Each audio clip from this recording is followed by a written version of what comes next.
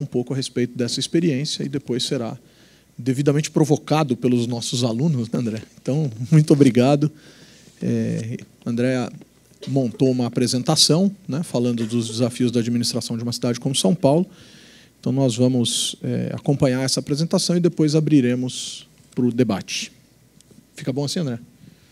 Está ótimo. Muito Queria bom. saber Obrigado. se posso falar em pé, que para mim é mais fácil. Fica à de lá. vontade, fica à vontade. A apresentação será só para suporte, depois no final, para mostrar algumas coisas práticas e concretas.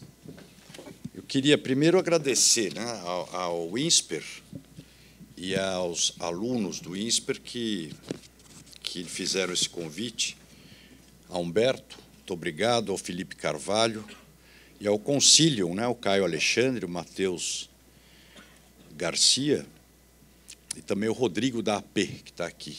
O INSPER eu sempre falo, é o sonho de consumo de quem fez administração na época que ele não existia, né? É o modelo que a gente gostaria de ter tido antes, mas não tinha. E, ao mesmo tempo, a ideia de fazer o Concilium, que é discutir política, acho que é uma coisa importantíssima. Tudo na vida você tem a política envolvida. E, em termos de políticas públicas, não adianta você entender ou gostar de políticas públicas sem discutir a política partidária, porque ela é essencial. Oi. Não tem problema. Enfim, você não consegue implementar uma política pública se você não tiver alguma experiência em política partidária. Vou falar um pouco, muito rapidamente, a minha formação. Eu venho de uma família de indústria, tradicionalmente de indústria, trabalhei em indústria muito tempo, fiz minha formação e saí da minha empresa, da empresa da minha família, quando Mário Covas me convidou para ser presidente da CESP, que era a Companhia Energética de São Paulo, a maior companhia energética do país, depois da Petrobras, e que estava absolutamente falida. Nós fizemos, na época, até o Carlos Caval, que eu tenho ouvido sendo cotado para presidente do Banco Central, era meu consultor econômico lá, e o consultor internacional era Otávio de Barros. Trabalhamos juntos, fizemos a maior emissão de eurobonds do Brasil até então, de 1 bilhão de euros. Mas nós estamos na reestruturação da CESP, que, para mim, foi muito importante começar na vida pública por ela, porque ela era uma estatal, mas uma empresa, capital aberto, ações na Bolsa. Então, era uma transição boa de empresa. Pegamos ela com 23 mil funcionários, 10 bilhões de dólares de dívida vencida e não paga, e deixamos com ela com o passivo em ordem, começando o processo de privatização e o maior lucro do Brasil, e com 8.500 funcionários. Não tivemos um problema em nenhuma dessas reduções, em nenhum dos cortes. E foi quando eu aprendi e vi que você pode trabalhar em governo com eficiência, se tiver retaguarda e tiver conhecimento. Da CESP, então, fui secretário de Energia, depois, com o Fernando Henrique, fui ministro de Comunicação Social, no último ano fui embaixador do Brasil em Roma, e, quando o Serra se elegeu, prefeito de São Paulo, me convidou, e eu quis ser subprefeito da Sé. Todo mundo brinca que eu troquei a Piazza Navona pela Praça da Sé. E vou dizer que gostei. Foi quando eu fui subprefeito da Sé que eu pus na cabeça que eu queria fazer política aqui em São Paulo. E decidi, então, me preparar para um dia ser prefeito de São Paulo. Isso foi em 2005. Fui subprefeito, depois de 6 meses eu acumulei a Secretaria de Serviços, que cuida de energia elétrica, de serviço funerário e de limpeza pública. E depois, por 3 anos, fui secretário de subprefeituras, que eu era, vamos dizer, uma espécie de CEO da cidade, toca a operação da cidade. E foi fascinante. Continuando, depois saí da prefeitura, fui ser secretário de Cultura do Estado, e aí veio a eleição, decidi que tinha que passar pela Câmara dos Vereadores como parte do processo de preparo para assumir a Prefeitura de São Paulo. Como é que seria a relação da Câmara com o Executivo? Como é que dá para melhorar isso, né? E, principalmente, eu tinha também a intenção de fazer leis que, quando eu estava na Prefeitura, como secretário, percebia que atravancavam o andamento da Prefeitura. Então, fazer as leis que facilitassem isso. E foi o que eu fiz até agora, nesse 3º ano de mandato, e vi que a Câmara pode ter um papel muito importante na gestão da cidade. Então, falando de São Paulo, eu não vou fazer aqui uma fala política do Fla-Flu, né? PSDB versus PT. Bom, até porque nem estou no PSDB nesse momento mais. Então, eu acho que a gestão do PT está demonstrada no Brasil. Não é uma repetição aqui em São Paulo, em termos de toda a ladroeira que foi feita, etc. Aqui em São Paulo, eu diria que o Fernando Haddad ele pode não ter vocação para o cargo de prefeito, mas tem ideias que são interessantes, que poderiam ter sido interessantes, mas foram muito mal implementadas. E aí a falta de experiência para você, na área pública, para conseguir implementar as políticas públicas. A máquina pública, todo mundo diz, fulano é um grande executivo de empresa, ótimo, que bom, mas ele não necessariamente será um bom executivo de governo. O contrário, não tenham dúvida. Se o cara, você é Pedro Parente, foi um grande executivo de governo, será um grande executivo quase sem qualquer empresa, porque as dificuldades de governo são muito maiores para você implementar, fazer um projeto para a empresa, são sempre muito mais complicadas. E São Paulo, infelizmente, é uma cidade que precisa, urgente, ser colocada no rumo. A cidade perdeu o rumo, nós estamos sem prioridades e sem políticas públicas que atendam à necessidade de São Paulo. São Paulo, se a gente olhar, todo mundo gosta de comparar São Paulo com Nova York, que é moderninho, etc., etc. Que eu falo, pode comparar com Nova York o quadrilátero da Paulista até a Faria Lima, da Rebouças até a 9 de Julho. O resto, se você somar a cidade como um todo e olhar para ela, ela parece uma grande Nairobi, porque você tem um centro rico e uma periferia de uma pobreza absoluta. Então, vamos olhar a cidade. Tem um mapa da cidade, Lucas, aqui? Então, vamos pegar a cidade, você saindo dessa parte do centro expandido, onde está esse PIN. Então, tira Lapa, Vila Mariana, Butantã, essas coisas assim, o entorno. Quando você vem para cá, isso aqui é Parelheiros, aqui está Bertioga, Peruíbe, né? Faz divisa. Quando você vai lá para cima, Jaçanã, Perus todo mundo acha até que é outra cidade, né? Paupérrimo, 100% irregular, porque aquilo é tudo ocupação. Ou quando você vai para a cidade de Tiradentes, no extremo leste, mesma coisa, que a cidade de Tiradentes, se você pegar de carro, são 45 quilômetros até o Parque Dom Pedro, né? E o ônibus para 72 vezes, para vocês terem uma ideia, leva 2 horas e 15. Então, fora o centro expandido, eu acho que a gente tem que separar São Paulo, vamos olhar assim, de cima um pneu com uma roda. A roda é o centro expandido. O centro expandido é onde está toda a economia da cidade. Por quê? Porque é a cidade que foi sendo legalizada, ela é toda regularizada, as pessoas foram construindo, loteando, tal, tudo regularizadinho. Quando você começa, por exemplo, para o lado leste, quando você sai do Tatuapé, começa a ir em direção a Sapopemba ou em direção à Zona Leste, você começa a ter áreas de grande irregularidade. Lá para a Zona Leste, então você vai, quando chega em Guaianazes, lá mais para lá, você vai ver que Guaianazes, 60% dele é irregular, então não tem atividade econômica que vá para lá, porque não consegue um alvará de funcionamento de alguma coisa, nada. A Zona Sul nem se fala, né? Quando você sai de Santo Amaro, não precisa nem ir muito longe, daqui vai da metade de Santo Amaro para baixo, isso aqui é tudo considerado área de mananciais. Portanto, não poderia ter ninguém morando e nenhuma atividade. Só que moram 2,5 milhões de pessoas, há mais de 50 anos. E continuam dizendo que é área de manancial. Portanto, todo cara que mora em Parelheiros ou na Capela do Socorro, ele tem que se mandar até o centro para trabalhar. E isso na Zona Sul, na Zona Leste e na Zona Norte. Que a Zona Norte também, você vai lá, pega Brasilândia, moram 400 mil pessoas. Brasilândia é 100% irregular, loteamento clandestino. Jardim Peri do Alto, área de manancial. Então, todo esse entorno, vamos dizer, o pneu da roda, por ser irregular, e foi sendo ocupado, as pessoas foram morando, mas todas, ou por loteamento clandestino, que são da década de 30, de 40, alguns de 60, ou por mananciais, são irregulares. Só que a prefeitura manteve isso como irregular, então não tem atividade econômica. Faz o quê? Obriga toda a atividade econômica, foi para o centro expandido, obriga todas essas pessoas a se deslocarem diariamente para o centro expandido para trabalhar. Isso faz com que metade da população de São Paulo passe pelo menos 2 horas e meia no transporte público por dia.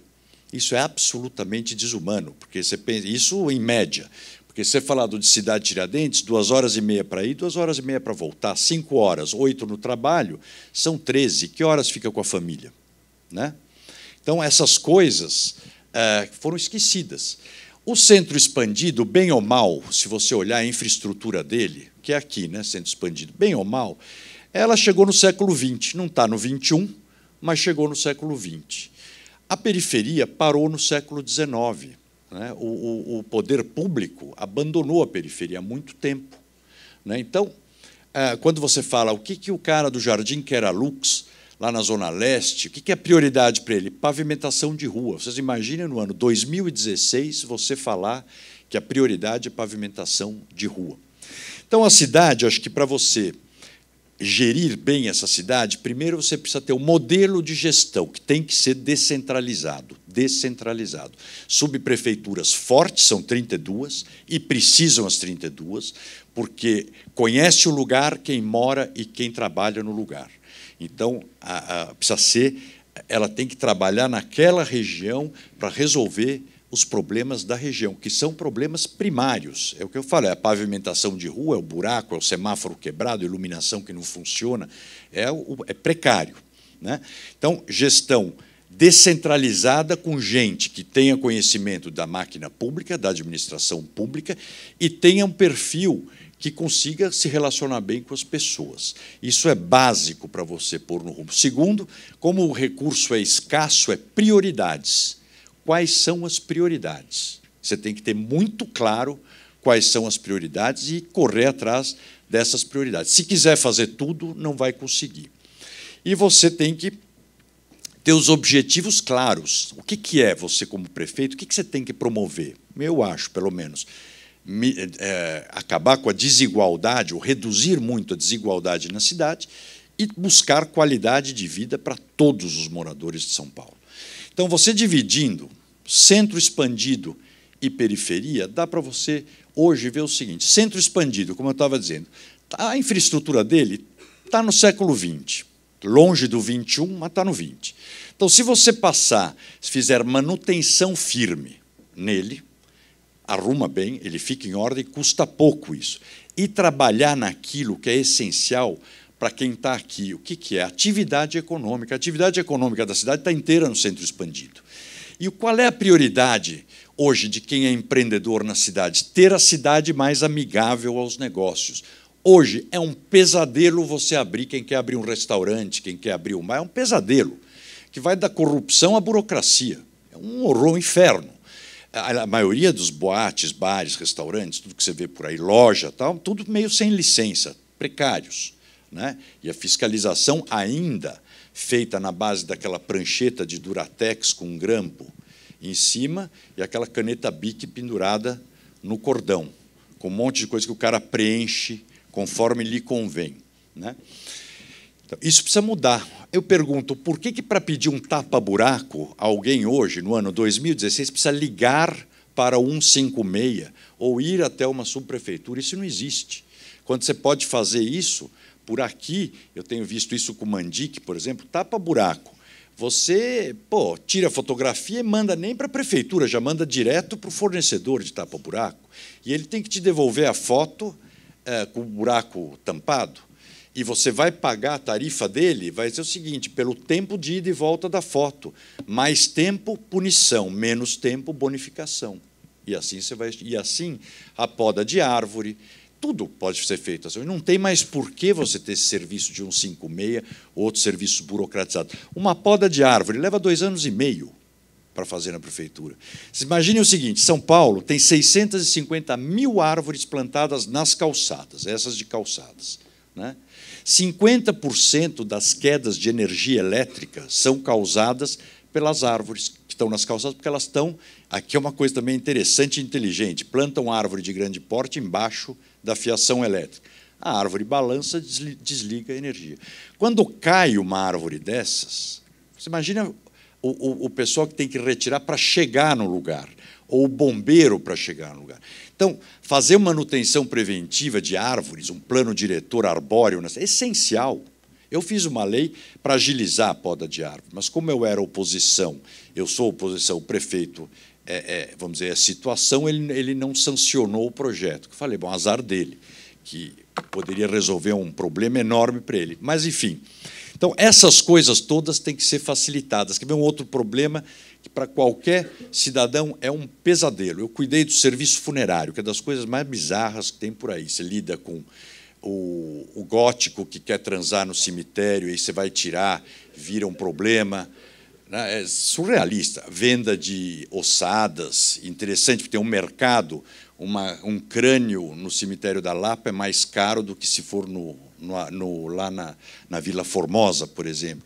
Fraude no negócio de doação de órgãos, tem de tudo. Mas tem uma coisa essencial, se morrer alguém, o cara mora em Parelheiros ou Cidade Tiradentes, morre alguém lá, o irmão dele, ele tem que sair de lá e vir até ou o viaduto Maria Paula, lá, ou até a doutora Arnaldo para fazer a documentação. Ele vai levar 2h30. Se morreu às 7, até ele sair e tal, ele vai chegar aqui em 10h30 da noite. Vai levar 2 horas esperando, e aí dando volta no esquema da flor, do caixão, do não sei o quê. Vamos dizer, terminou 00:30. Como é que ele volta para casa? Não volta, porque aí não tem mais ônibus. A pergunta é, por que o serviço funerário não pode fazer essa parte documental dele, né? Em cada delegacia de bairro? Precisa fé pública, bota na delegacia. Facilita a vida das pessoas. Esse é nós aqui invertemos a equação. Poder público existe para facilitar a vida do cidadão, e não o contrário. Hoje, o servidor público não está a nosso serviço, nós é que estamos a serviço do servidor público. Basta vocês verem o que pedem de papel, documento, carimbo e etc., para qualquer processo. Então, essa a parte, vamos dizer, você precisa urgente uma melhoria, uma modernização dos procedimentos da prefeitura. Eu usei, na época que eu estava lá, o INDG, que me fez um belo trabalho com relação à facilitação de procedimentos para normatização de calçadas e várias outras coisas, normas e procedimentos nas subprefeituras para todas terem os mesmos procedimentos, etc. Bom, então, isso aqui nesse centro, aprovação de planta. Quem tem que fazer uma aprovação de planta? Por exemplo, por que o engenheiro da prefeitura, quando você vai lá, quer construir uma casa, zona estritamente residencial, por que você não pode mandar para ele só o estudo de massa do imóvel? Ou seja, quantos metros quadrados vai ter o imóvel, quanto ele ocupa de área do terreno, para saber se isso está dentro da lei, e acabou. Por que tem que dizer quantos banheiros tem, quantos... Para quê? Isso não é da conta dele. Ele tem que estar dentro da lei. E por que você não... Eu fiz uma lei que está pendurada, por que não responsabilizar o próprio cara que está aprovando o projeto? Não tem um engenheiro responsável? A lei é aquela. Ele tem obrigação de fazer dentro da lei e faz um cadastro de engenheiros responsáveis. Todos que entram lá estão lá. Se, por acaso, for fiscalizado um projeto, a execução não estiver de acordo com a planta ou estiver em desacordo com a lei, suspende o engenheiro da obra. Por que a gente parte do princípio que o engenheiro da prefeitura é mais honesto do que o engenheiro que entra com o projeto lá? Não é. Que ele tem que ir lá e aprovar um projeto. Não tem isso. Então, essa inversão do Estado pesado é que nós temos que urgente resolver. Cemitérios, por que estão todos largados? Por que a prefeitura tem que... Vocês não sabem o que é administrar um cemitério. Todos aqueles problemas que eu falei, além de tem que fazer concurso de coveiro. E o coveiro fica com problema de costas muito rápido, vai para a Previdência, tem que fazer outro. Então, isso daí, isso devia ser tudo. Você pode ter cemitérios privados, por que não faz PPP ou simplesmente concessão da administração dos cemitérios? E fica com a parte legal na mão do poder público, que é o que eu falei, que precisa fé pública, atestado de óbito, tudo isso. Não precisa passar isso, passa a parte operacional. O Anhembi, ele está à venda, vocês veem, ninguém quer. Fizeram uma PPP aqui da Imigrantes, agora tem um baita centro de convenções em São Paulo. Como é que vai fazer com o Anhembi agora? né? Está à venda, o Anhembi está para concessão, o Anhembi e o Pacaembu também. O Pacaembu tem que fazer uma parceria com os clubes todos para treinamento de atletas, é outra história, não vamos entrar. Mas aí vamos para... Qual o horário? Eu vou me entusiasmando, o tempo vai passando. Mas, rapidamente, a gente pode falar de cinco eixos, né? Mobilidade é um deles, é um problema complicado na cidade. Então, vamos sair agora da parte rica que eu falo. Essa parte de centro, se você fizer manutenção e começar a trabalhar nos procedimentos para facilitar o empreendedorismo, o comércio, os serviços, etc., você vai trazer receita para a cidade. E o investimento você tem que levar para a periferia, né? Ou seja, é uma gestão que tem que ter milhares de pequenas obras de interesse local e algumas grandes obras de interesse geral. Porque quando você vai na periferia, que eu te falo, qual é a prioridade? É o tapa-buraco, é mudar uma rua, a mão de uma rua, é o saneamento, é a habitação de interesse social que não tem, urbanização de favelas, que esse governo, uma pena, paralisou um processo que você, quando, por exemplo, urbanização de Paraisópolis, é como se você estivesse dando habitação. Você legaliza a área, você constrói, tudo custa 1/3 de você fazer um predinho novo. E ela anda, né, e faz, porque já estão lá. Isso faz parte da legalização fundiária, que também você vai abrindo áreas para que a atividade econômica vá. Então, a regularização fundiária ela está ligada diretamente à urbanização de favelas. E essas áreas todas que estão ilegais, você tem que, urgente, fazer um programa de urbanização de legalização fundiária, senão você não vai levar atividade econômica para os lugares e você não vai criar novas centralidades, porque o cara que mora em Itaquera, ele não quer mudar para o centro, ele quer continuar morando em Itaquera, mas ele quer que a cidade chegue em Itaquera, que tenha hospital, centro de saúde, etc. É normal e razoável. Aliás, se alguém conhece o centro de Itaquera, vai entender perfeitamente porque que o cara não quer sair de lá.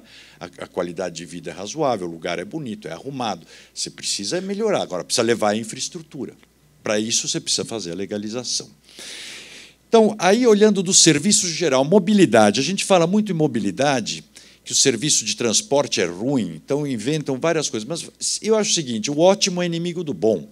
20% dos trajetos das pessoas são feitos a pé. Vocês já viram as calçadas de São Paulo como são? Não dá para andar, são impraticáveis. Ao mesmo tempo, se você melhorá-las, você vai ter mais serviço a pé, mais trânsito a pé. Era responsabilidade do proprietário do imóvel a calçada, que é uma bobagem, porque aí cada um faz a calçada que quer, do jeito que quer. Basta ver uma rua em descida. O asfalto é lisinho, as calçadas são sempre com o degrau, porque o cara quer, ele quer entrar com o carro dele retinho na casa dele, não quer inclinado. Só que aí os cadeirantes, velhos, etc., não conseguem caminhar. O ônibus aqui em São Paulo, eu costumo dizer que ele tem qualidade cubana e custo alemão, porque é absurdo. É o único lugar, acho, do mundo que o ônibus ainda não tem ar-condicionado e não tem câmbio câmbio automático. O câmbio automático não é frescura, é questão de segurança. Quem anda de ônibus sabe que 70% das pessoas vão em pé e, a cada troca de marcha, o solavanco, as pessoas caem dentro, tá, põe em risco. Por isso que é automático em todo lugar do mundo. E ar-condicionado. Essas são coisas básicas que já melhorariam muito. Só que o cara fala assim, não, para melhorar precisa fazer todos os corredores, mais metrô, não sei o quê. Pô, mas vai fazendo o que dá para fazer. São coisas que dá para fazer. Melhorar os roteiros dos ônibus, por exemplo. Fazer eles mais convenientes para a população e não tão convenientes para as empresas de ônibus como são feitas hoje. Ônibus transporta recebe por passageiro transportado o subsídio e a tarifa. Então, o que acontece? Você vem de Cidade Tiradentes para cá, ele não vem direto, vai descendo gente, e naqueles pontos sobe... Não, ele vai circulando em serpente, desce 2, pega 3, de forma que ele esteja lotado o tempo todo, que é o natural quando você tem a questão de economia de escala. Como empresa, ele está no papel dele. Então, é o seguinte, se é para ser assim, privatiza, deixa eles fazerem como quer. Para que tem o poder público? Que é para justamente arbitrar isso, é defender o passageiro, né? Então, essa questão de mobilidade tem muita coisa para fazer. A velocidade foi uma boa medida que se tomou. Exageraram um pouco, eu acho, que na pista de fora da Marginal Pinheiros, não precisava tanto. E acho que até hoje você tem modelos modernos que você pode fazer, alternar as velocidades em função de horário. Por exemplo, a Avenida Jacopêssego, Zona Leste, se alguém conhece, ela à noite não tem quase ninguém, e está a 40 por hora. O que está acontecendo? Muito assalto. Então, muda à noite para mais rápido, que não tinha assalto antes, a 40 tem. Então, você tem que estudar isso melhor. E o mundo inteiro está fazendo isso. E eu acho que é possível melhorar muito, como as faixas de ônibus não precisam ser 100% do dia para os ônibus, porque você está matando o comércio de muitos lugares. A Avenida Mateu Bey, por exemplo, em São Mateus, só tem comércio lá, porque é o único lugar legalizado da região. Puseram as faixas de ônibus, o comércio está morrendo. E os próprios comerciantes falaram, é ótimo ter a faixa de ônibus, que traz até mais gente, mas faz dos horários de pico e tira depois. Na hora que proíbe subir e descer do carro na calçada, acabou o pessoal de comércio. Então, tem coisas a fazer. Agora, o que a cidade pode fazer na questão da mobilidade? É o transporte urbano. E o que precisa criar, a meu ver, uma agência metropolitana que administre o transporte do Estado e dos municípios no entorno, porque São Paulo é junto hoje com Guarulhos, ABCD e etc. Então, você precisa ter uma coisa sintonizada, né? Menos secretaria e mais autoridade urbana. Na parte de integração social, gente, São Paulo, que eu digo, uma pobreza. Você tem 16 mil moradores de rua hoje na cidade, abandonados à própria sorte. Dessa população, dos 16 mil, 70% tem ou transtorno mental ou dependência química grave. Precisam ser tratados. Essa balela de que eles querem ficar na rua, isso é uma forma ideológica para fugir do problema. Então, você larga o cara lá à própria sorte, com esquizofrenia, que se ele tomasse uma pílula por dia, ele não teria que conviver com os fantasmas da mente todo dia.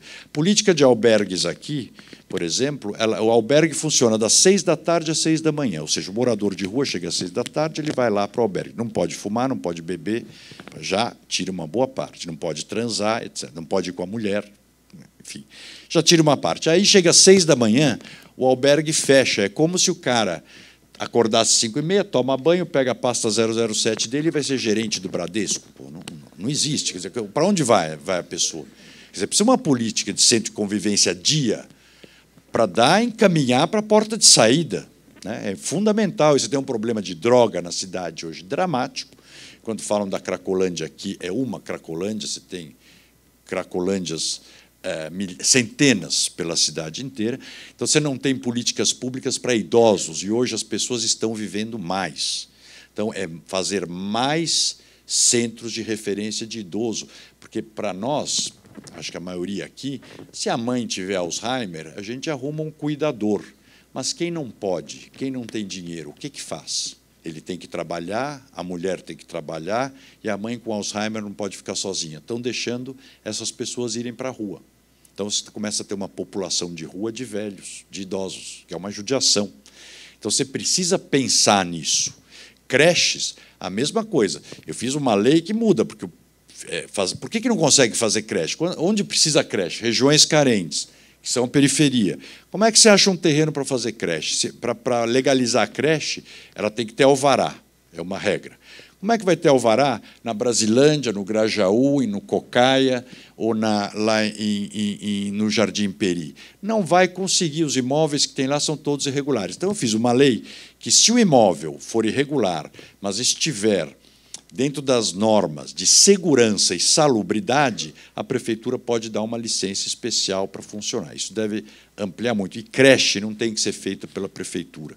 A prefeitura deve, a meu ver, conveniar com entidades privadas, como faz. 70% são assim, e deve-se aumentar isso, porque elas custam a metade e são muito mais, têm muito mais qualidade que da própria prefeitura.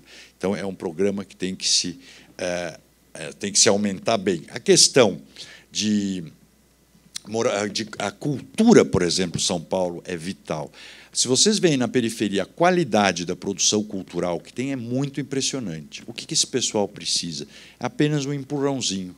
Existem leis de incentivo, mas as leis de incentivo acabam ficando sempre na mão dos grandes produtores. Então, eu fiz uma lei, o PROMAC chama até, que é justamente usar parte desse recurso para o pequeno produtor, estimular o pessoal, que é a única coisa que compete para o jovem, a única coisa que compete e ganha da droga é o esporte e a cultura. E a prefeitura tem os instrumentos para fazer isso. Precisa entender isso, entender o jovem, que não vai conseguir que o jovem saia da rua, que é lúdica, é divertida, tem o que fazer, e ficar sentando numa escola, numa sala de aula pública, que eu sempre falo, da geração do meu avô para a geração de hoje, a única coisa que mudou foi a cor do quadro negro, que é verde agora, não é com aquele sistema de ensino. Eu fiquei vendo aqui, isso aqui muda e melhora a educação, né? É tentar segurar o aluno na sala de aula. Como é que você segura? Com coisas que interessem a ele, a cultura das coisas que realmente você pode interagir, fazer ela interagir com a educação e melhorar muito. A questão de zeladoria, eu vou mostrar para vocês. O que é a zeladoria? A zeladoria é manter as ruas limpas, as calçadas em ordem, as praças sem mato. Isso que eu falo, é a manutenção da cidade, que é um trabalho miserável. Vocês não têm ideia a trabalheira que é, porque você tem que fazer limpeza e tem que fazer e arrumar as coisas. E todas essas áreas irregulares você também tem que fazer, só que teoricamente não pode, porque na planta da cidade elas não existem. Mas como é que você deixa de tirar o lixo? Como é que você deixa de pôr iluminação? Aí precisa fazer TAC com o Ministério Público, é todo um... E as soluções vêm. Vou dar para vocês uma solução que veio na casa de iluminação, depois eu vou mostrar os exemplos.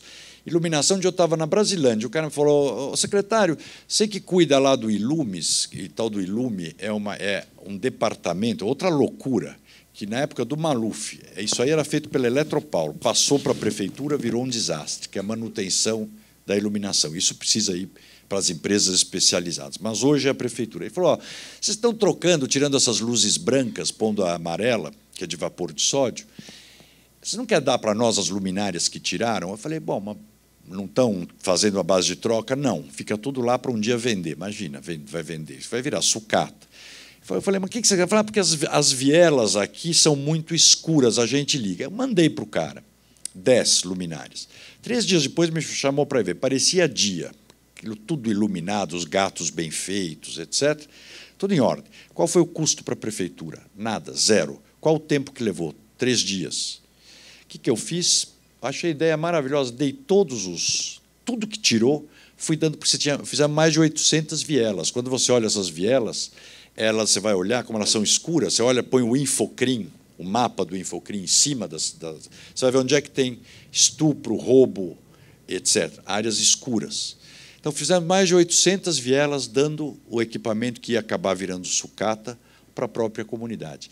Então, quando você define as prioridades com as pessoas, a cidade está tão atrasada, que, quando eu falo de milhares de obras, são milhares de coisas desse tipo. É pavimentação de rua, etc.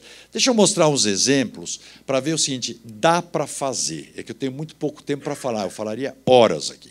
Dá para fazer. Essa coisa que governo não funciona se o cara não quer, se ele estiver pensando na próxima eleição. Foi zero. A mim me criticavam muito porque fechava coisa, interditava lugar, etc., e fazia a lei ser cumprida e trabalhava 24 horas. Ser prefeito de São Paulo, você tem que ter paixão pela cidade. E não pode imaginar que é um cargo com glamour. É glamour zero. Passa o dia brigando com o caçambeiro, com o táxi. Agora, arbitrar essa briga Uber, vocês olhem as leis que estão feitas, é sempre o seguinte, ou liquida o táxi ou liquida o Uber. Eu até protocolei um projeto de lei, você tem que regulamentar os dois. Desregulamenta o táxi um pouco e regulamenta um pouco o Uber e dá condições de competição. Vocês imaginam o seguinte, táxi, a lei é de 69. Até 2 anos atrás, eles eram proibidos de usar GPS. Proibido. E a lei é até engraçada, diz que tem que ter um guia de ruas em papel encadernado em couro. Surrealista. Táxi é proibido dar desconto. A cooperativa Vermelho e Branco, lá, que eu sempre falo é o primórdio do Uber, ela está há 3 anos implorando para a prefeitura que quer reduzir a idade da frota, que seja de só máximo 5 anos. Hoje é 10, a prefeitura não deixa. Então, você tem que desregulamenta toda essa baboseira, e regulamenta um pouco o Uber, deixa os dois com uma regulamentação parecida, que, no fundo, é o seguinte, é o cadastro dos motoristas e a obrigatoriedade de uma carta de motorista profissional para guiar. Ponto. Não precisa muito mais do que isso. E libera esse Uber. Como é que você está com essa confusão? Você vê, fica essa briga, mas se vocês olharem as leis, é assim, uma hora a Câmara mata um, outra hora mata o outro. E quem está perdendo? A sociedade que não tem o serviço. André, vamos ver aqui alguns exemplos. Deixa eu só, por uma questão também, alguns alunos já se manifestaram aqui querendo fazer algumas perguntas. Então, a gente pode... 5 minutos. 5 minutos? Joia, legal. Curtíssimo. Maravilha. Isso aqui, olha, limpeza de bueiro. Só para vocês verem, isso aqui era a gestão anterior. No caso, era da Marta. Não é questão, só para localizar. Ela fazia por ano 377, aliás, ela fez os 4 anos 377 mil limpezas de bueiro. A nossa gestão, 2005-2008, fez 2.752.000, que é para você evitar enchente. Pode seguir, Lucas. Aqui, limpeza mecânica de córregos. Se você não limpa os córregos e não limpa bueiro, aquilo lá alaga, em todo lugar da cidade. Vocês veem que choveu pouco e alagou muito. Olha aqui, por ano limpava 78 mil quilômetros. Nós passamos para 117, chegamos a 334 mil de limpeza. E limpeza manual, isso aqui é em metros quadrados. Você vê também que dá para fazer. Foi de 2 milhões de metros quadrados, 3 milhões de metros quadrados para 7,5 milhões de metros quadrados. Quer dizer, são serviços do dia a dia que você tem que fazer, porque senão a cidade sofre. Operação Catabagulho, tem um nome horroroso, eu tentei rebatizar na época, não consegui achar nada melhor. Que é catar, sabe aquele sofá que vocês veem na esquina quando chove, ou dentro do córrego, dentro do rio, pneu velho? Você faz essas operações avisando os bairros que os caminhões vão passar, porque senão toda essa porcariada cai dentro dos córregos ou dentro do sistema de drenagem. Então, vocês veem, de 8 mil toneladas, passou para 17 mil toneladas de lixo que você tirava, privada velha, pneu velho, sofá, cadeira, tirava das ruas para não deixar ir para o sistema de bueiros. Pode virar? Recapeamento, olha aqui. A nossa gestão fez 1.027 quilômetros. Quem mais tinha feito foi a gestão anterior à nossa, 180. Essa aqui, eu lembro, 5 quilômetros foi o Pita. Eu sempre falo, deve ter asfaltado da casa dele até a prefeitura, da prefeitura até a casa dele. Mas você vê, dá para fazer. O asfalto de São Paulo está em petição de miséria. Pode seguir. Pavimentação, isso aqui são ruas. Olha o que é quando a gente fala uma rua de terra, porque todo mundo visualiza uma rua de interior, com pedrisco. Tá? Isso aqui é uma rua de terra. Ou seja, quando chove, ninguém entra, ninguém sai. Quando está seco, a poeira mata, não passa polícia, não chega ambulância, não passa caminhão de Casas Bahia, não tem correio. Quando você pavimenta, muda a vida das pessoas. E muda, não é força de expressão. Nós pavimentamos 1.500 ruas. Isso aqui é um exemplo do que era, como ficou. Outro exemplo do que era e como é que fica. Isso é facílimo e custa barato, pavimentação de rua. Tapa-buraco. De 337 que se fez no ano, nós passamos para 700. Sabe quantos buracos nascem por dia na cidade? 500. Eu sempre falo, nascem mesmo. São 500 buracos. E, se chove, vai para 900. É um horror. Então, isso é uma coisa que você precisa fazer, porque, se você não tampa esses 500 e um pouquinho mais todo dia, a cidade vai deteriorando. Poda de árvore também, você vê as quantidades que tem que fazer, você tem que fazer manutenção dessas árvores. Pode seguir, Lucas. Isso é ruído também, que é outro problema, a questão de barulho. Pode seguir. Mas aqui, algumas mudanças. Você vê, isso aqui era aquele gradil da Ponte das Bandeiras, estava todo remendado com pedaços de concreto. O que é que custa você arrumar direitinho, que muda muda o visual, muda a cara do lugar? Pode seguir? Praças, como era, como é que ficaram? Quer dizer, olha como dá para fazer. Segue, Lucas. Aqui, como era, se transforma em parque para meninada, espaço para as crianças usarem, para o jovem usar. Isso aqui, como era, como ficou, arrumando o espaço que estava lá. É só dar uma. E não é que tem grandes coisas, foi dado uma arrumadinha. Olha como é que estava, como ficou. Pode seguir?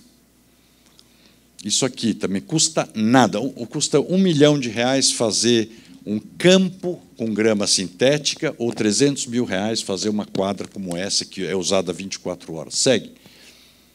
Isso aqui, como era, como ficou.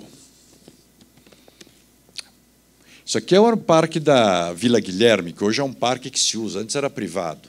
Pode seguir? Parque do Povo, todo privatizado naquela época. Cada um era dono de um clube. Aí nós tiramos, fizemos o parque, que hoje está bem melhor do que isso. Até. Pode seguir? Olha, quer dizer, esses são os lugares que você anda na periferia, né? Pode ir? Está vendo? Olha aqui, isso aqui. Olha como é que atravessava. Essas tábuas soltas, cai criança, cai pessoa mais velha, deficiente, não coisa. Isso aqui, o que custa um negócio desse? Máximo R$50 mil. Uma ponte assim. Liberação dos espaços públicos. Isso é o mais impressionante, que eu falava dos espaços privatizados. Isso aqui era a subprefeitura de Santo Amaro, o Largo 13, era assim. Segue, Lucas. Ficou assim, tirou e não deixava voltar. Pode seguir? Isso aqui também é Floriano Peixoto, em frente à subprefeitura, toda ocupada. As pessoas não conseguiam andar, ficou assim. Isso aqui é sensacional, ninguém lembrava que existia essa praça, tal era a ocupação dela. A Praça Agente Cícero, que é o que está aí. Pode seguir?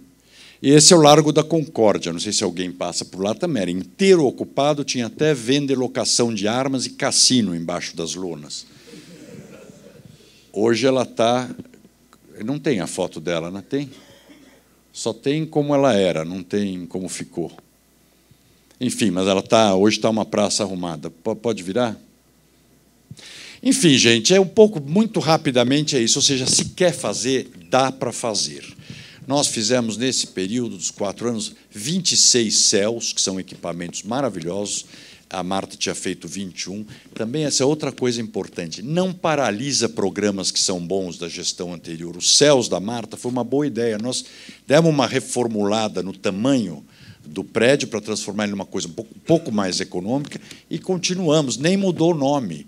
Quer dizer, você não pode ficar com essa coisa, esse fla-flu que virou a política no Brasil, é um negócio lamentável, é o que está matando a nossa administração. Então, gerenciar uma cidade é isso. Agora, tudo isso tem que lembrar que tem pressões de todos os lados. Tem que ter habilidade, tem que ter um pouco de coragem, principalmente vontade. Muito obrigado.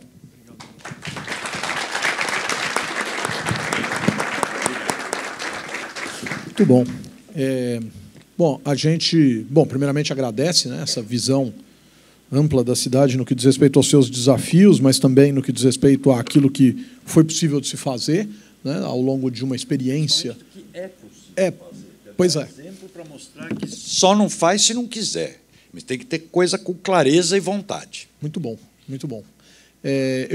A gente tem uma série de perguntas aqui, mas a gente efetivamente gostaria de ouvir as pessoas que, claro, estão aqui participando. Eu vou passar a palavra para o Felipe. O Felipe vai fazer as questões dele, enfim, e depois a gente vai abrir para o pessoal e aí a gente pede para que a pessoa, quando for fazer a pergunta, se identifique, né, fale o nome, etc., e dirija a pergunta ao André Matarazzo. Beleza, pessoal?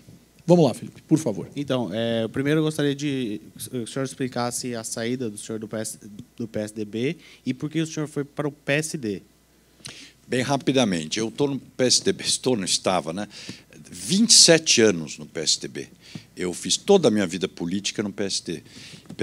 Como eu disse, de 2005 para cá, eu me preparei, participei de todas as campanhas do PSDB, desde a do Fernando Henrique Cardoso, que eu fui um dos coordenadores, a primeira. Eu me preparei com o PSDB para ser prefeito de São Paulo, ocupei todos os cargos e tal. E quando chegou agora, seria a terceira vez. A primeira vez eu quis ser candidato em 2012. E o Geraldo aí insistiu para o Serra, acabou sendo Serra. Eu desisti, esperei, tudo bem. Tem fila.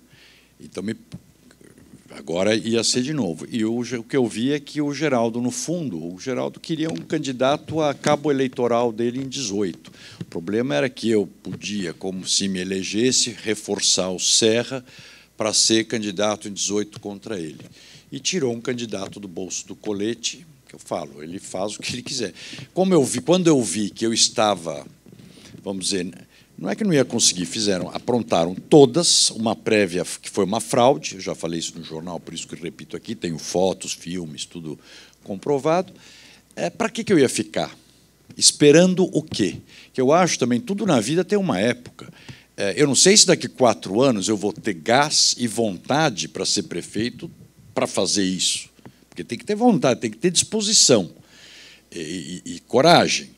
Então, eu acho que é agora. Por que fui para o PSD? Todo mundo acha que tem grandes estratégias. Não tem, porque era o partido que fizemos isso juntos. O PSD saiu do PSDB, já foi meio uma dissidência lá atrás. Esse primeiro ponto, o Kassab convidou, vamos dizer, ele conhece minha forma de pensar e de fazer, aceitou o projeto que eu tenho para a cidade integralmente, e o partido tinha tempo de televisão, o único que tem tempo de televisão, que ele me deu o tempo de abril do municipal, de maio do estadual e do nacional em junho.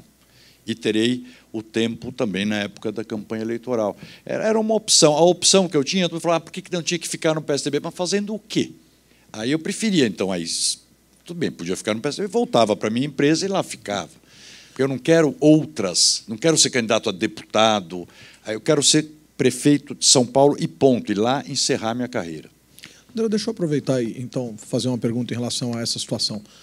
O PSDB parece que enxerga na eleição de São Paulo, exemplo de tantos outros partidos, é claro, uma conexão muito clara com eleições estaduais e federais. Não à toa, os últimos 5 pleitos paulistanos tiveram ou Geraldo Alckmin ou José Serra como candidatos, e que são políticos que costumam voar para outras esferas, quer dizer, Estado ou União.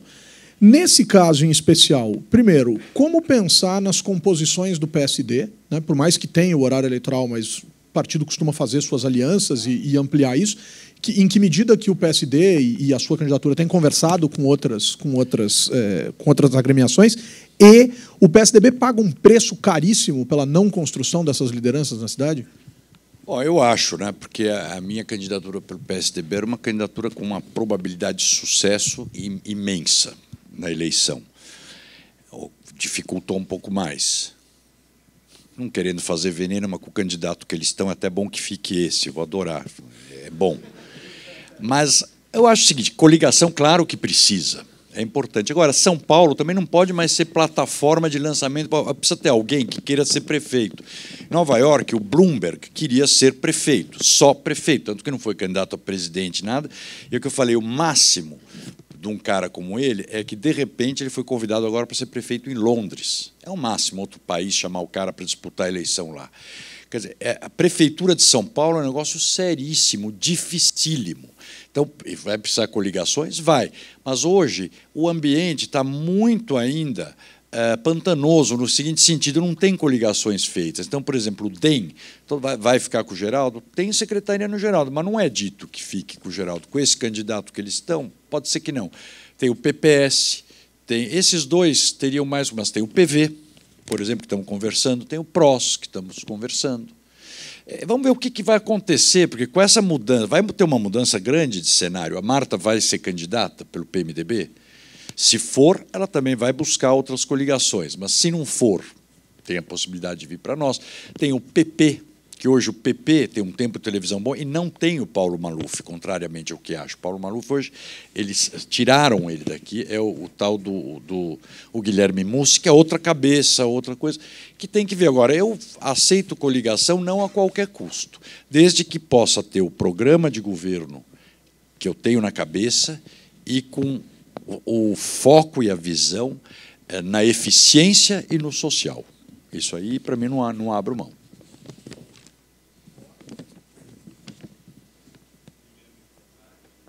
Precisa ligar. Boa, boa. Não, mas é bom, porque... Dá.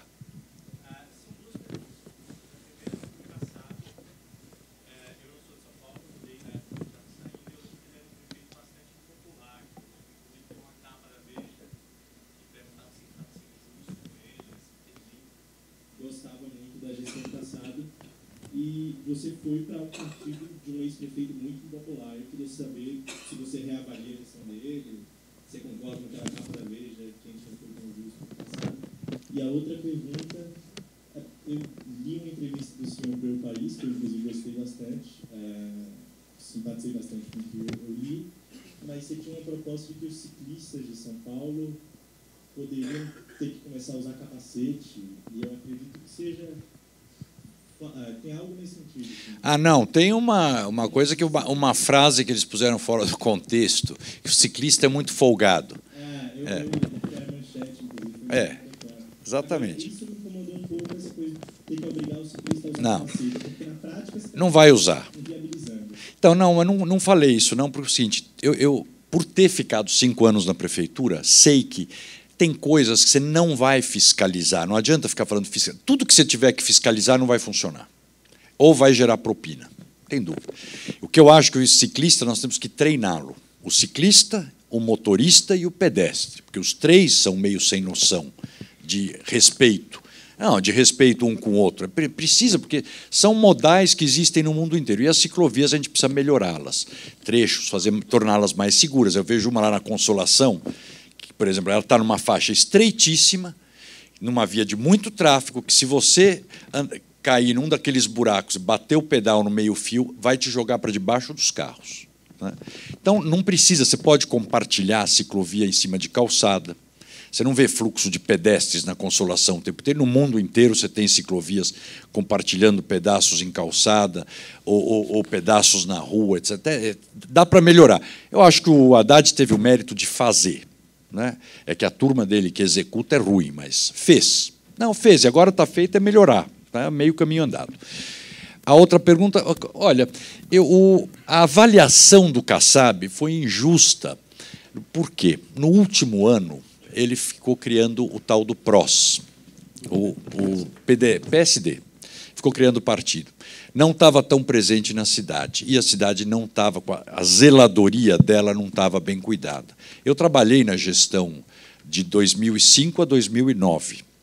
Então, eu posso te dizer que nunca, se você olhar, contabilizar o que foi feito na gestão, depois acho que tem o e-mail de vocês, mas eu queria mandar, até por curiosidade, a relação de coisas que foram feitas. Não estou achando o papel, mas posso te dizer aqui. Olha, foram implantados 100 parques na cidade, 100 parques. Foram feitas 360 escolas novas e foram reformadas todas as escolas. Acabaram as escolas de lata. Foram feitos aqueles mini-hospitais, as AMAs, 135. Contratados 6 mil médicos.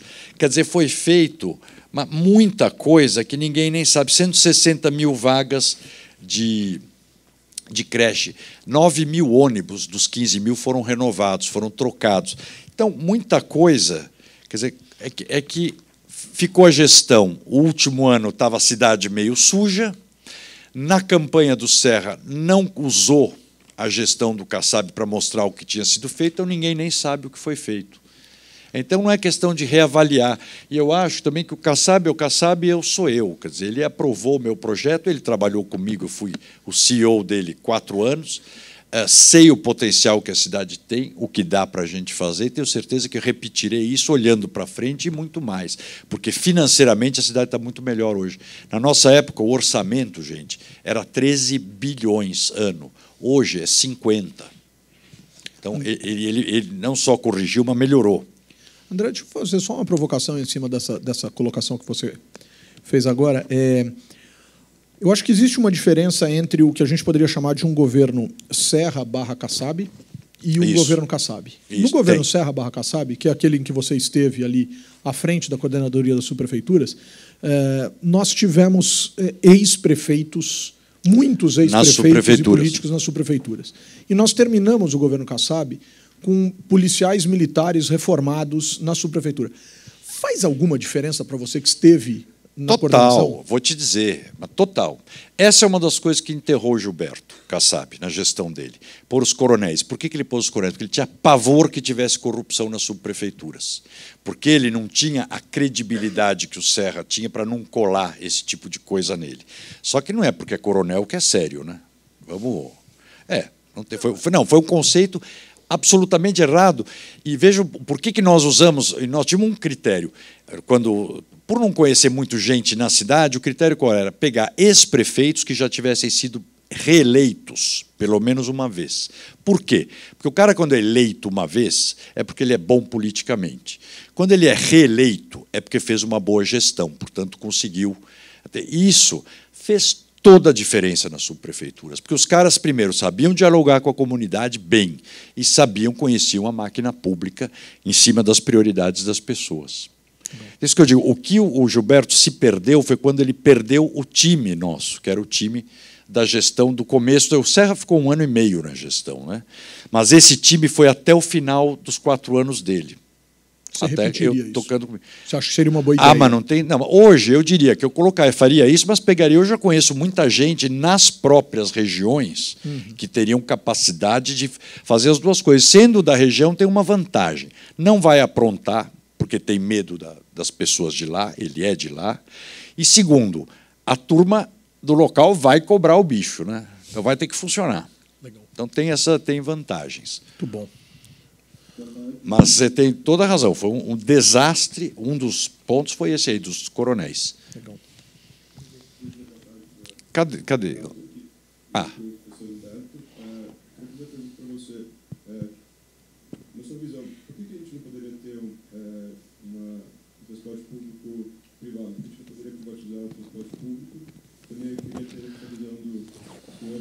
Por que essa questão, na sua visão, por que é um problema transporte privado da cidade, sendo que a maioria dos recursos de impostos e tal são gerados para manter a infraestrutura da cidade como um todo, inclusive o transporte público, que é financiado também pelo poder privado.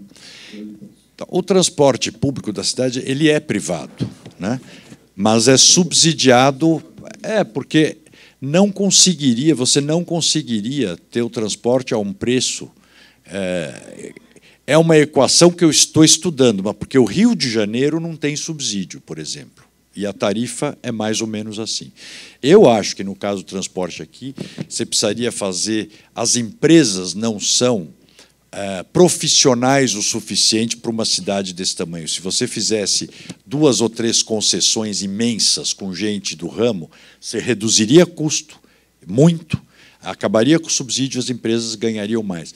É uma equação que tem que ser estudada. O fato é o seguinte, como está, não pode continuar, porque ele é caríssimo para o município, não é barato para o usuário e é péssimo como qualidade. Então, ele precisa mudar.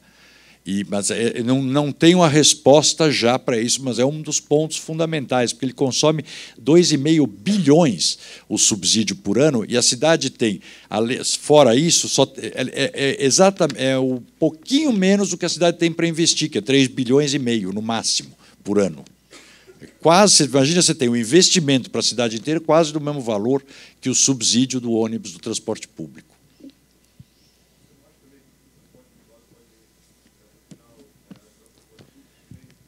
Não, pode, isso que eu digo, desde que você consiga ter o transporte privado para a sociedade a preços compatíveis, né?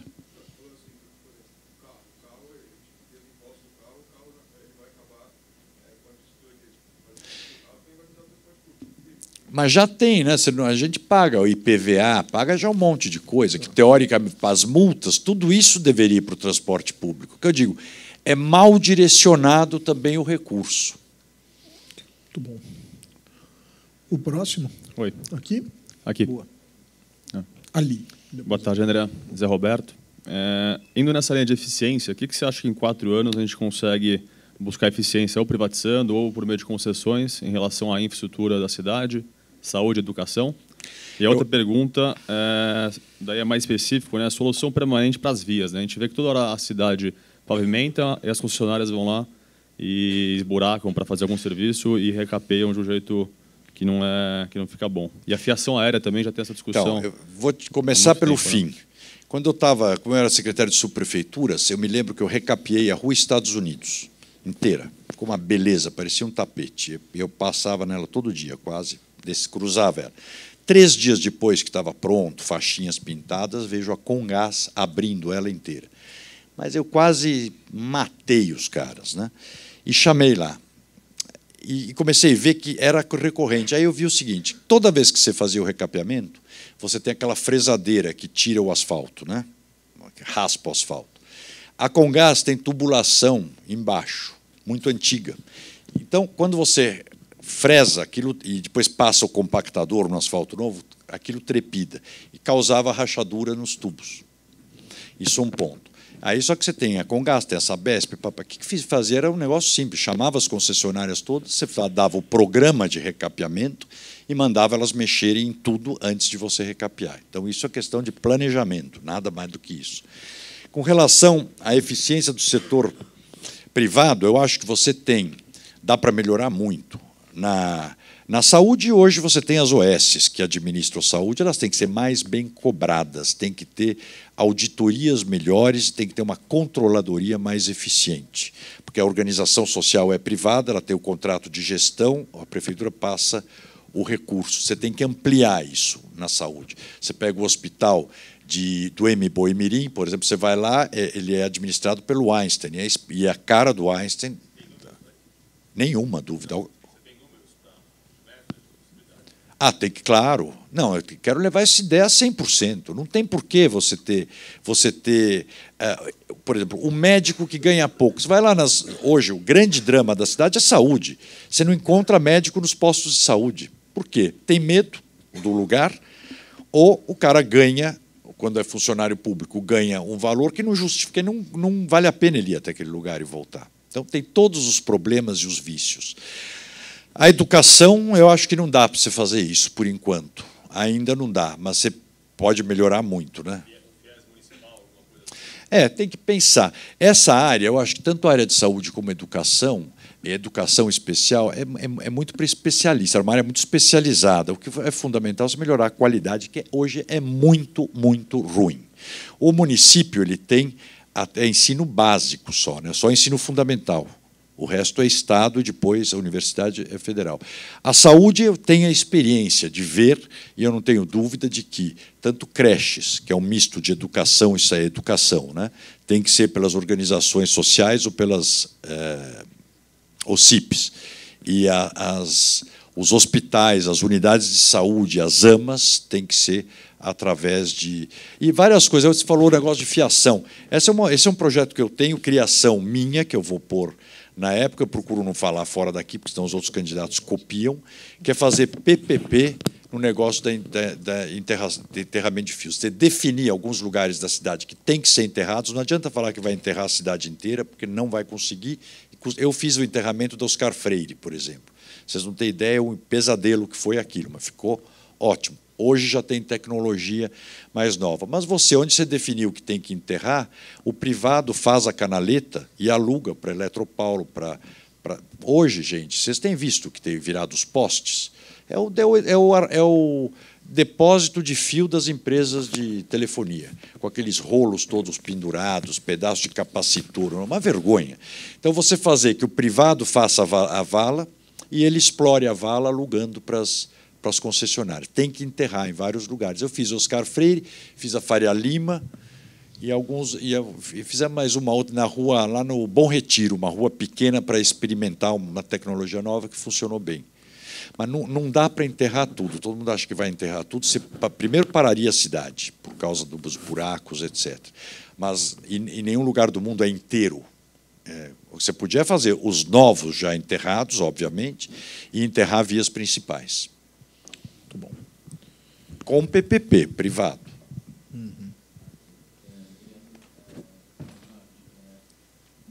possível gestão sua, você vê trazendo de volta quadros da gestão Kassab que foram alçados ao Ministério das Cidades, voltando para a Prefeitura, na composição do seu gabinete, e se você vê uma relação fácil com o governo do Estado pelos próximos 2 anos, sendo você eleito e tendo sido um candidato interino ao Geraldo Alckmin?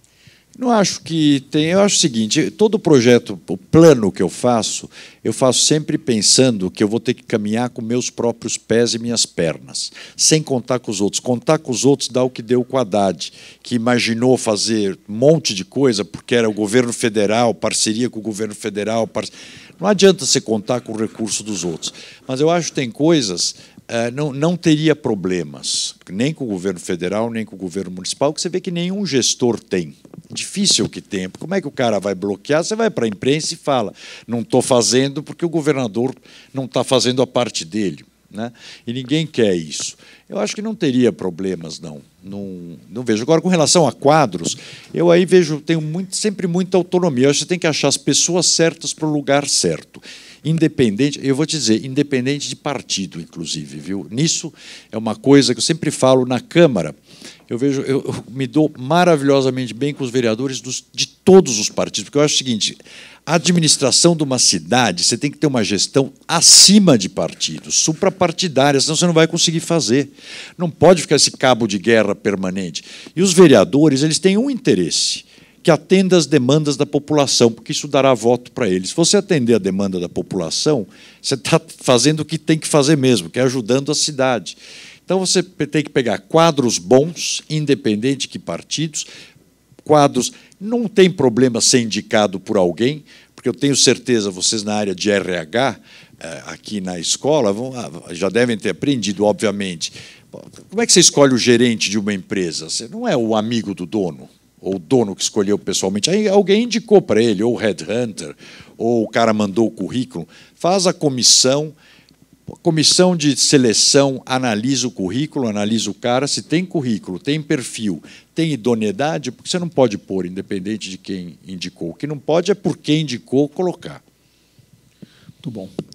Tem mais uma pergunta aqui da plateia. A gente já está quase chegando aí às 13h30, que é o horário que a gente tem previsto para os alunos, inclusive, voltarem para as suas respectivas aulas, né? Então, a gente vai fazer mais uma pergunta aqui, depois tem mais uma pergunta nossa aqui, a gente começa a encerrar, né? Por favor. Então, eu sou o Michel. Quando você fala um pouco dessa coisa de conservação das ruas, eu tive um problema na minha rua, que estava desde o ano passado, que a ciclovia que passa em frente ela estava toda detonada. Eu tinha enviado mensagem para a prefeitura, no site deles, eles não fizeram nada, e eu tive que, semana passada, quando a gente teve a palestra com o prefeito, para cobrar dele, pessoalmente, para ele consertar a ciclovia. E hoje, quando eu saí aqui, eles já estavam consertando. Minha primeira dúvida era como você faria para facilitar isso, para eu não ter que esperar 5 meses sem fazer nada ou ter que falar direto com o prefeito na cara dele. E a segunda dúvida é o que você pegaria, que você acha que foi bom da gestão atual, que você continuaria numa futura gestão só como prefeito, e o que você mudaria, que você achou que não deu certo? Começando pela última, o que eu falei, primeiro é a tecnologia, resolve isso muito, de você mandar a reclamação direto, com foto, direto para o... Mas você não vai conseguir fazer isso na hora. Quando eu era secretário de subprefeituras, sabe que eu administrei muito? Foi quando abri o Twitter. O Twitter foi um santo remédio para isso, porque as pessoas mandavam a reclamação com fotografia. E eu mandava direto para os subprefeitos pedindo providências. E o cara já mandava com a recado para o subprefeito tomar providências, e para quem tinha me mandado, ia junto, por favor, se em 3 dias não resolver, me avisa. Então, a coisa funciona. Você tem que estar conectado e tem que ter gente eficiente. Agora, a tecnologia ajuda muito. Você vai me dizer, com o celular vai mandar? Só que vai ter um tempo para implantar isso. Você não implanta do dia para o outro. Você sabe, por exemplo, numa UBS, se você quer marcar um exame, você tem que sair da sua casa, ir até a UBS, pegar uma senha, ficar lá esperando 3, 4 horas para sentar com a recepcionista para marcar o dia da consulta e voltar outro dia. Ou seja, você perde 2 dias para marcar, o que é um absurdo. É um absurdo. Então, essas coisas nós temos que, urgente, tirar a prefeitura do século XIX, melhorando os procedimentos e responsabilizando as pessoas. Com subprefeituras eficientes e subprefeituras fortes, isso aí não acontece. Isso eu te digo porque, na minha época, eu me lembro, não acontecia, porque o subprefeito era presente. Hoje, as subprefeituras, para vocês terem uma ideia, já teve 80 subprefeitos em São Paulo, em 3 anos de governo. Não há o que resista essa rotação de gente. Qual era a outra? Desculpa. A segunda parte. O que eu manteria a controladoria, que o Haddad fez, que é boa, muito boa, essa que segurou a corrupção aí, que fez algumas ações importantes, e é boa e é necessária para a prefeitura. Eu acho que o programa de ciclovias mais bem planejado, manteria.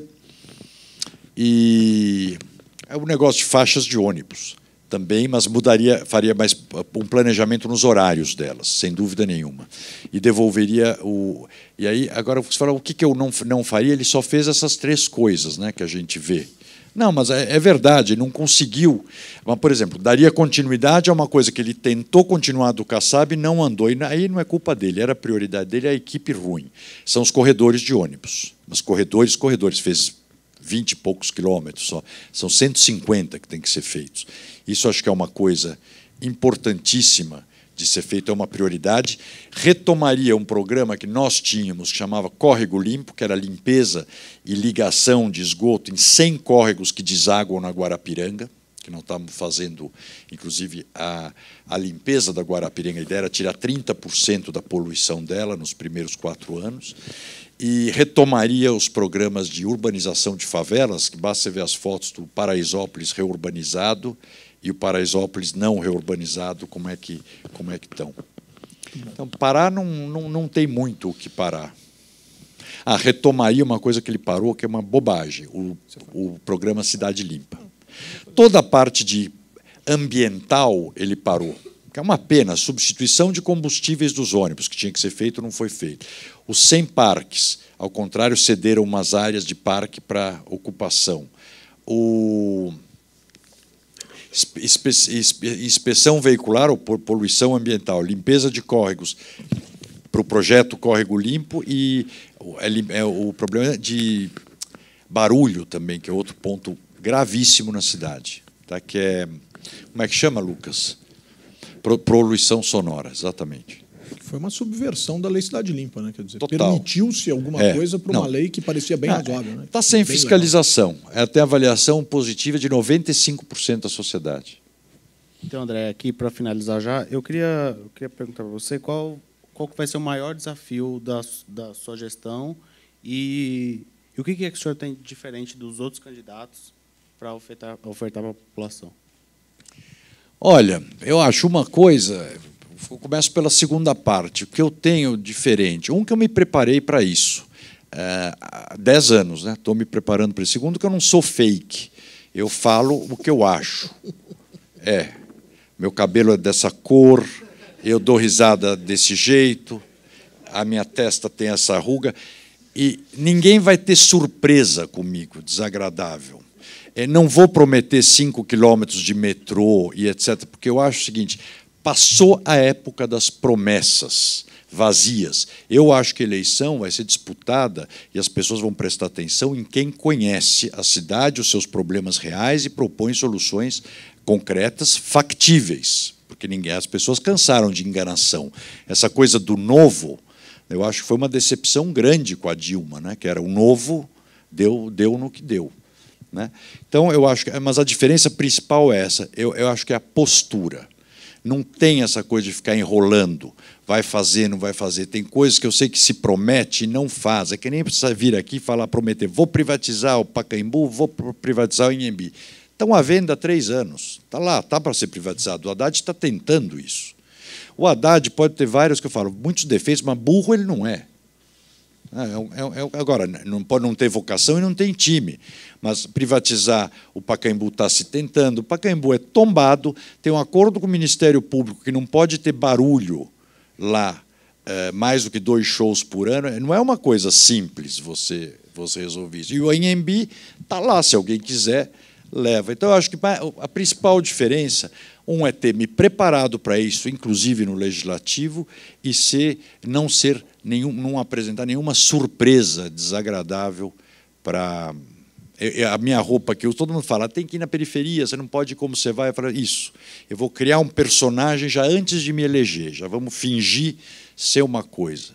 Vou do jeito que eu tiver, se eu estou no plenário, tenho que estar de gravata, posso até tirar a gravata, mas eu vou assim, o que vai fazer? Eu acho que as pessoas não estão muito ligadas nisso, as pessoas estão ligadas no que você tem na cabeça e no que você está falando, né? No que você fala, no que você pode apresentar. Muito bom. Pessoal, a gente tem que agradecer muito a presença aqui do André Matarazzo, pré-candidato a prefeito da cidade de São Paulo, vereador da cidade de São Paulo, pelo PSD. André, muito obrigado. Satisfação enorme tê-lo aqui, ter ouvido, e debatido e conversado. E obrigado por ter atendido a todos nós. Deixa eu te dar uma... Só concluir. Claro. Eu queria agradecer muito, né? Muito mesmo, que para mim é um prazer estar aqui, mas te digo, pouco tempo. Eu falaria horas. Não, e aí a gente exploraria casos concretos do serviço funerário, por exemplo, mas do transporte público, essa questão Uber, táxi, que é um negócio vital para a cidade, a questão da tecnologia. São coisas que vocês aqui poderão dar ideias fantásticas, que seria muito legal ter a faculdade, o INSPER, ajudando nas ideias, principalmente nessas ideias avançadas e modernas, pelo expertise que existe no mundo todo. Mas eu queria dizer, quando eu fui candidato a vereador, todo mundo estava o Geraldo Alckmin mesmo, ele sempre falava, vai ter voto no Jardim América. Eu fui o candidato mais votado no Brasil, do PSDB, e o segundo, no geral. O Trípoli teve mais voto que eu aqui, o Roberto. E meus votos foram na cidade inteira, e na periferia da periferia, com o jeito que todo mundo me enchia, tal, eu tive 35 mil votos na periferia, na ponta da cidade. Por isso eu digo, São Paulo está afim de ter soluções e de gente que quer ficar aqui, não quer usar aqui como degrau ou como escada, né? Quer que toque cidade. Mas eu gostaria mesmo, viu, que vocês aqui do INSPER, o que tivessem de ideias que pudesse valer a pena, vai através do Concilium, me liga lá, vamos discutir, porque a gente pode implementar, ter a chance um dia de implementar ou até pôr num programa de governo como proposta. Muito obrigado. Muito bom. Obrigado, André.